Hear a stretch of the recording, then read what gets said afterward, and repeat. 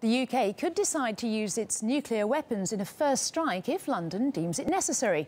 That's according to UK Defence Secretary Michael Fallon. RT's Issa Ali has more on Britain's nuclear strategy.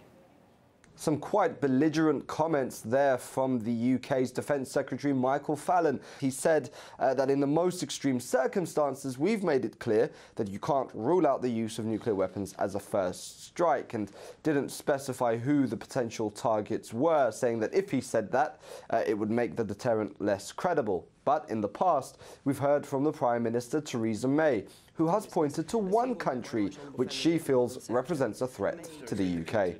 There is the threat from existing nuclear states like Russia. We know that President Putin is upgrading his nuclear forces. In the last 2 years, there has been a disturbing increase in both Russian rhetoric about the use of nuclear weapons and the frequency of snap nuclear exercises.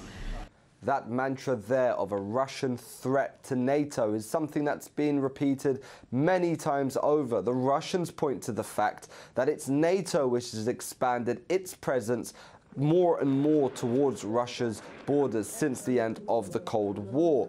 In June last year, before that speech by Theresa May, NATO carried out its largest war games since the fall of the Berlin Wall, pointing many in Moscow to fear NATO's intentions. However, some closer to home here feel that Trident represents more of a threat to the UK itself.